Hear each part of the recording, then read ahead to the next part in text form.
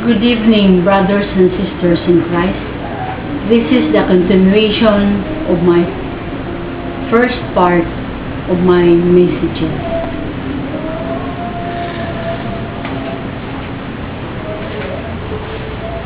God says, when I was in my church, specifically, I have to mention in Quiapo Church, that sabi ng Ama, look at them, anak.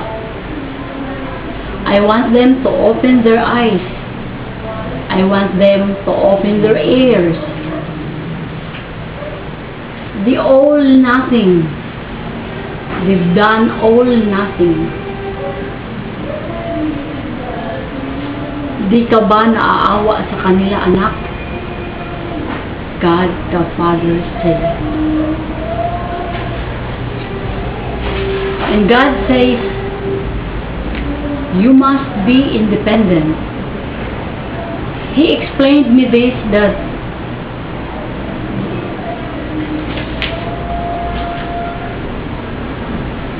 anak, ang batang ito ay isang Babylonian. She is the daughter of Babylon the Great. Babylon ay isang templo ng masasamang gawain, masasamang katuruan, masasamang espiritu. Di mo pa ba naintindihan, anak? Babylon ay isang templo o simbahan. Ito ang simbahang Katoliko, na maraming katuruan ang wala sa utos ko, ang siya niyong sinusunod.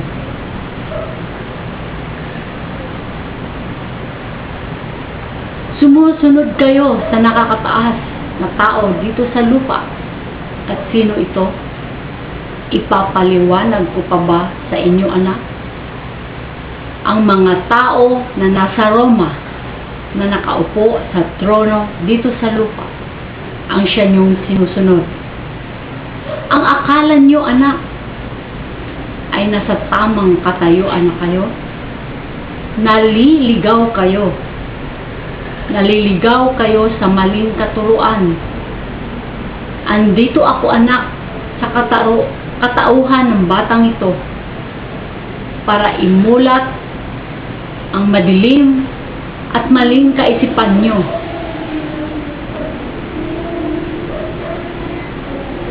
You must be independent, for I am your Father. Ihahanda ko na kayo. Ito na ang hulit katapusan. Bago pa man ako dumating, ay handa na kayo. Kayo at ito, anak, sa pagdating ko na naghihintay sa akin. Huwag niyong baliwalain ang sinasabi ng batang ito. Kawawa kayo, anak. Sa pagdating ng kadiliman, iisa lang ang sasabihin niyo. Buti pa'y naniniwala ako sa batang yun. Ngunit huli na, anak, uunahin ko ang tapat sa akin. Oras na ng paghahakot, katulad sa panahon ni Noah. Inihahanda ko na kayo. Hindi nyo namamalayan, anak? Ito na ang sugo ko. Ang batang ito, nang iparating ko sa inyo ang utos ko. Ang iyong ama sa langit ang may sabi. Nagmamakaawa ako, anak. Huwag niyong baliwalain ang sinasabi ko. Pag-aralan niyo ang mensahe, mga anak ko. Ayoko kayong mawala. Mahal na mahal ko kayo, mga anak.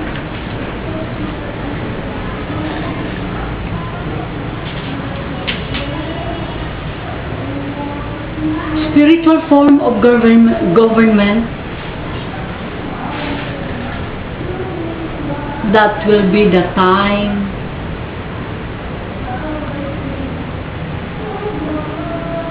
that God the Father in heaven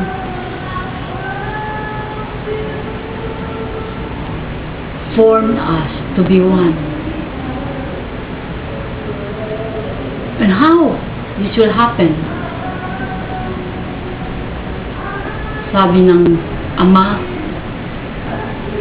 there will be a 9 consecutive days prayer vigil, day and night, for peace and unity. Vigil day and night for unity. For unity must be on the land. All people must have their own Bible and believe my gospel. God the Father saith.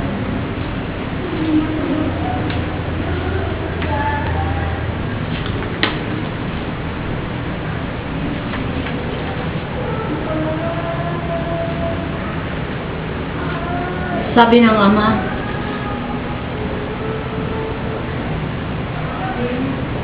ipinaintindi niya sa akin, rapture is now going on. What this means, rapture?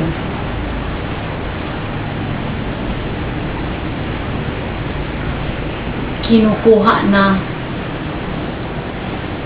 ang tunay ng mga anak ng Diyos.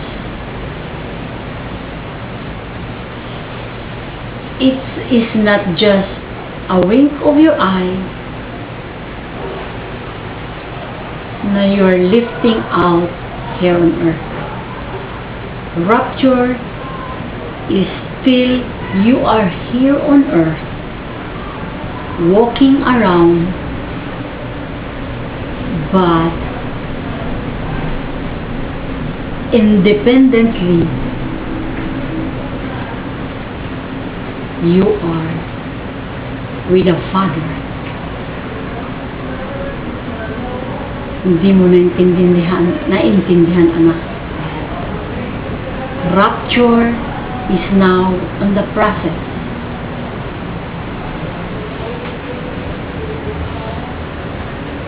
Nandito sa lupa ang kaharian ko, that whoever the child or truly child of God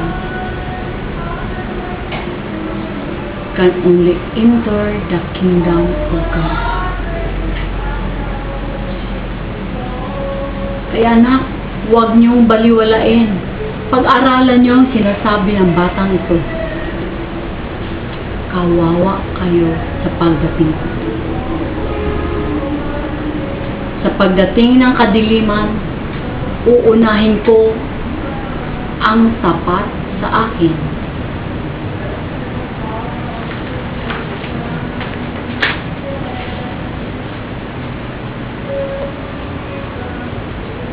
My mission is to form you in one. Pag-iisahin ko na kayong lahat. You must be independent. Dito sa lupa, ang tanging susundin nyo lamang ay ang iyong Ama sa langit.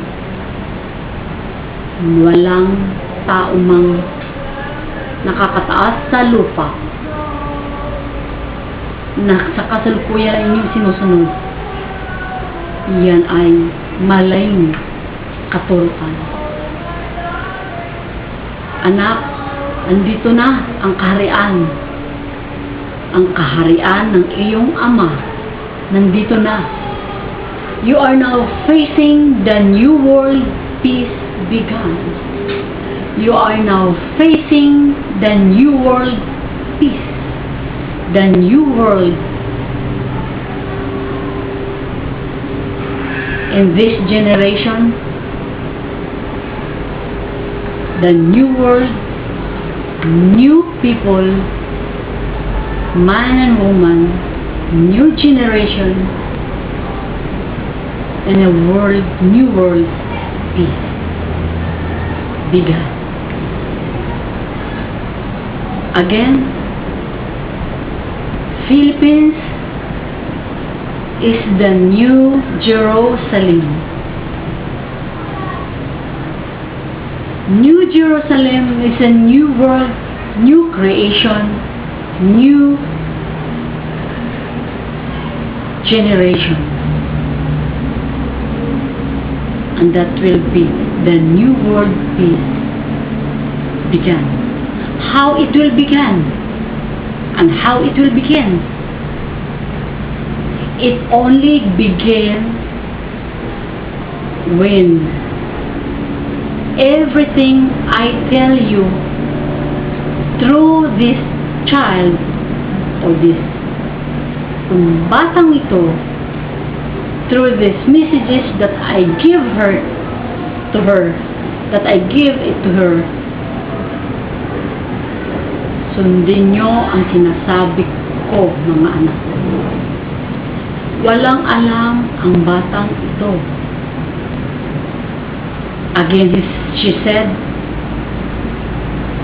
hindi niya pipiliin ang gawain ito, which is very true, anak.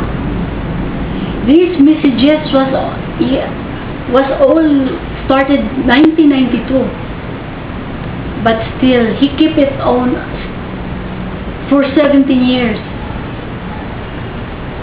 Di niya pinapansin ang sinasabi ko because she doesn't want it, because she has her own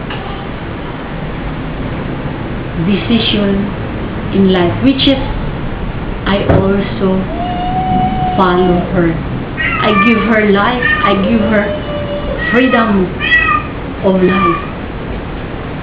But again, you are now in a new world, facing in a new world,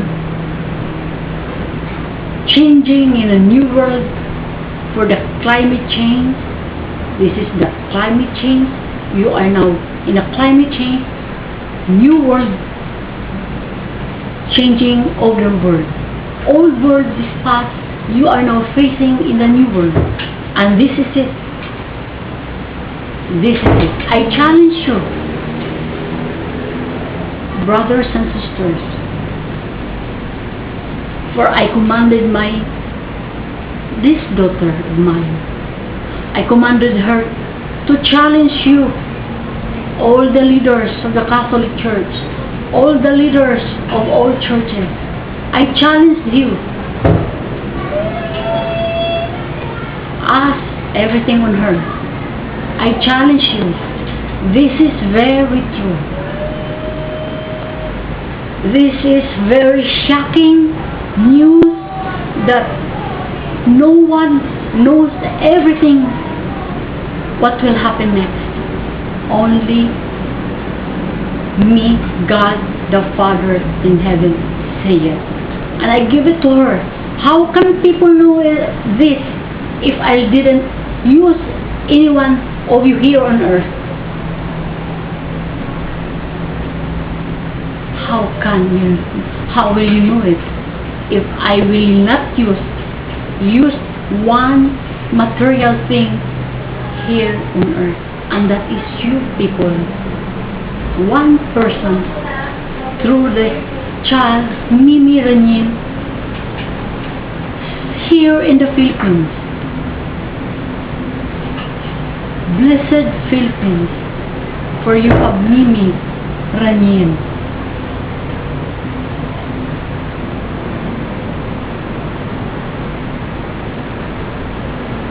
To tell you frankly, I give her more patience to her because she doesn't want to do this. God the Father says, because this is now the time, and maybe this time, if she doesn't want to do this, anak, matatagalan. For this is not an easy task. This is not an easy thing to do, to examine. It takes so many years. And you have to start it now. This 2013, you have to start it now. Study the messages that I give it to her, for this is your Father in heaven saying.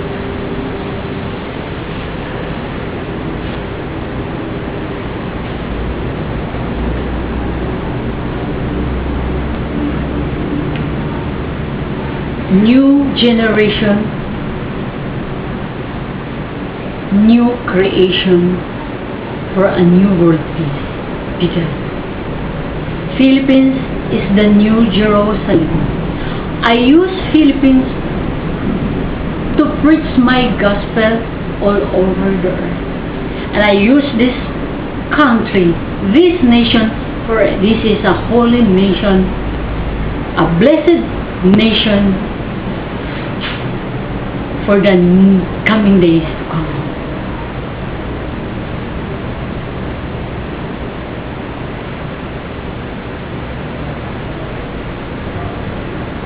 It is not only part of the Philippines that is New Jerusalem. It is not only Manila. It is not only Visayas. It is not only in Mindanao where New Jerusalem belongs, but it is our Philippines is the